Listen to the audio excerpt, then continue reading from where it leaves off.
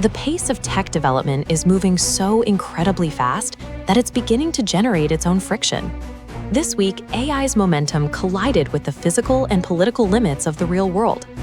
OpenAI just closed a record-breaking funding round, raising $122 billion. That investment brings the company's valuation to nearly $852 billion, putting it in the same league as the world's largest public corporations. CEO Sam Altman plans to use that capital to build a unified AI super app. The goal is to move the technology into every layer of the digital economy, serving as a single interface for most daily tasks.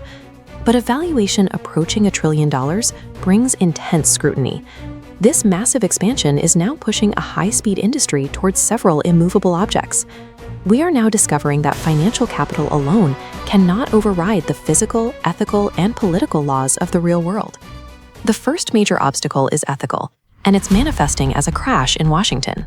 The Pentagon wants to use frontier AI models for military applications without the usage constraints usually applied to commercial software. Anthropic refused to comply. The company maintained that its Claude model cannot be deployed for mass surveillance or fully autonomous weapon systems, regardless of the client. The response from the White House was aggressive. President Trump ordered federal agencies to stop using Anthropic's technology and officially labeled the company a national security risk.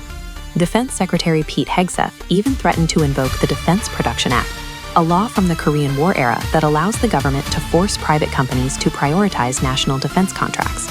For Anthropic, software usage policies are no longer just corporate terms of service.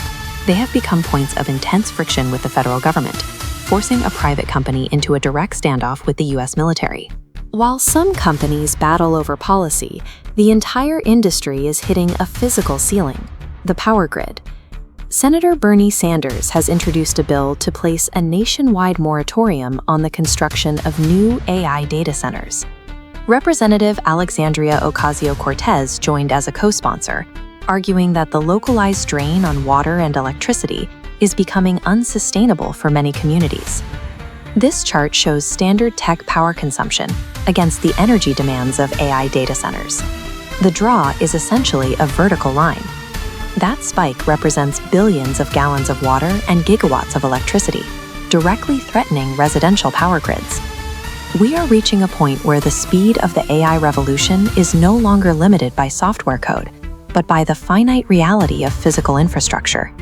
Even with billions in the bank, tech giants are finding that some products simply aren't ready for the real world. OpenAI recently shut down Sora, its highly publicized video generator, and canceled a $1 billion deal with Disney to bring that technology to the studio. The project hit two walls at once: a massive external backlash over copyright, and the extreme internal difficulty of making the video generation reliable enough for a professional production. It's a reminder that market resistance and legal hurdles can still halt the most well-funded projects in Silicon Valley. To see the most relatable example of these limits, we have to look past the policy debates and into deep space. Aboard the Orion spacecraft, the Artemis 2 astronauts are currently in lunar orbit, and they've reported a familiar problem. Despite navigating the vacuum of space, their primary complaint is that they have two instances of Microsoft Outlook running, and neither one will sync properly. It's a contrast that grounds the high-tech narrative. Humanity can achieve lunar orbit, but enterprise email still fails to work. This week showed us two versions of the future. Trillion-dollar super apps are being funded, at the same time that data centers are being frozen, and software is failing in deep space. The push of technological expansion is fierce, but the physical, ethical, and political world pushes back just as hard.